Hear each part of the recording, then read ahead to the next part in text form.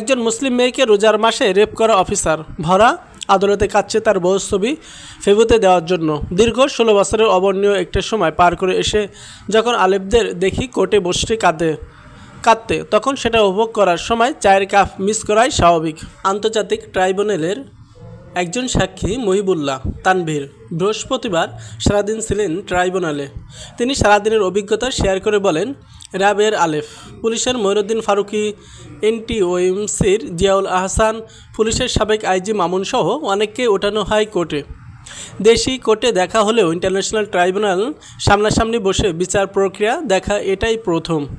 ট্রাইব্যুনালের পরিবেশ অসাধারণ। এত সুন্দর পরিবেশ, এত নিকৃষ্ট আসামিদের বিচার হচ্ছে, সেটা তাদের কপাল বলতে হবে। প্রসিকিউটর অত্যন্ত আন্তরিক, বিশেষ করে chief prosecutor Tajul Islam just mind blur. ওনার কথা বলার স্টাইল, আসামিদের প্রতি ভেলিভ আইনজীবী সুলভ এগ্রেসিভনেস ছিল দেখার মতো। যদি উনি ওনার স্পিডে কাজ করতে পারেন, ইনশাল্লাহ অতি দ্রুত আমরা কয়েকটা ফাঁসির সুসংবাদ পাবো। এছাড়াও অন্যান্য সকল প্রসিকিউটরদের ব্যবহার ছিল দারুণ ফ্রেন্ডলি। আমরা যে নির্যাতিত সেটা তাদের মমত্ববোধ থেকে আমি ফিল করেছি। আমি যার কাছে স্টেটমেন্ট দিয়েছি সেই সিনিয়র এবং বয়োজ্যেষ্ঠ প্রসিকিউটর শহীদুল ইসলাম সর্দার সাহেব নিজের দুপুরে আনা একটি রুটি আর উস্তে ভাজি আমার সাথে ভাগ করে খেয়েছেন। ব্যাপারটা আমাকে মুগ্ধ করেছে। আলেফ ফারুকী সহ প্রায় সবার অপরাধ ভিজুয়ালি প্রমাণিত। শুধু আইনি প্রক্রিয়ার কারণে বিচার প্রক্রিয়াটি লেট হচ্ছে। আমাদের আইন এবং বিচার সিস্টেম কিছুটা অপ্রয়োজনীয় গলি গুপসি পাড়ি দিয়ে কাজ করে, যেটা মূল কাজে দেরি করায় আর অপরাধীকে সুযোগ করে দেয়। তবে প্রসিকিউটর এ ব্যাপারে ভালো সতর্ক মনে হয়েছে। প্রসিকিউটরদের ঠিকমতো সরকারি ফাংশনগুলো হেল্প করছে না, করলে বিচার আরও ফাস্ট হতো। কেন করছে না সেটা স্পষ্ট। হাসিনার লোকজন এখনও প্রশাসনে আছে, তারা তাদের জ্ঞাতি ভাইদের বিচার চাচ্ছে না। আসামি পক্ষের উকিলদের আচরণ তেমন স্বাভাবিক ছিল না। তারা এই নিকৃষ্ট আসামিদের পক্ষে দাঁড়িয়ে মানসিক চাপে আছেন, সেটা তাদের চেহারা দেখলে বোঝা যায়।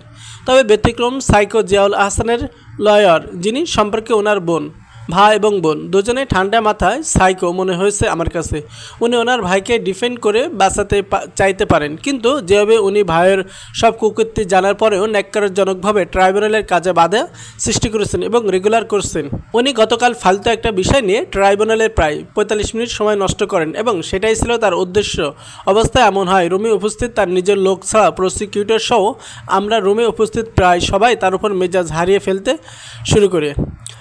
রিয়েল ডিসগাস্টিং ফিমেল সি ইউজ। মঈনুদ্দিন ফারুকীকে আমার কাছে থার্ড জেন্ডার মনে হয়েছে। ওর হাঁটা চলে মেয়েদের মতো, নড়েচড়েও সেভাবে। ওর বউ ভালো বলতে পারবে ওর বিষয়। তদন্তের আহ্বান রইল।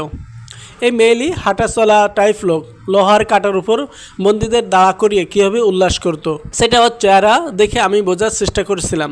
প্রশ্ন, যখন ওর অমানসিক অপরাধের ফিরিস্তি দিচ্ছিল, পুরো সময় ও ডান পাশে মাথা নামিয়ে চোখ পিটপিট করে যাচ্ছিল। ঢোকগড়ার বিষয়টাও লক্ষণীয়। ভয় ঘিরে ধরেছে এদের।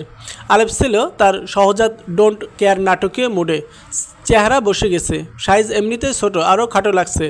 যখন এক ভিকটিম ওয়াইফকে রোজার মাসে তুলে নিয়ে রোজা ভাঙিয়ে রেফের বর্ণনা দিচ্ছিলেন চিফ প্রসিকিউটর, আমি একদৃষ্টি তাকিয়েছিলাম ওর রিয়াকশন দেখতে। যেটা আশা করছিলাম তাই। পাপ করতে করতে ওর চেহারা হয়ে গেছে পাপের, সেখানে ভাবলেশ নেই। তবে তার ভাবলেশহীন মুড ভেঙে চোখের পানি গড়িয়ে পড়ে যখন ওর বোকা দা আইনজীবী দাঁড়িয়ে বলে, আলেফের বউ আর বাচ্চাদের নিয়ে সোশ্যাল মিডিয়া একদল গোষ্ঠী নানা কথা বলছে। ব্যাপারটা তখন হয়ে যায় বেশ হাস্যরসাত্মক। একজন মুসলিম মেয়েকে রোজার মাসে রেপ করা অফিসার ভরা আদালতে কাঁদছে তার বউয়ের ছবি ফেসবুকে দেওয়ার জন্য।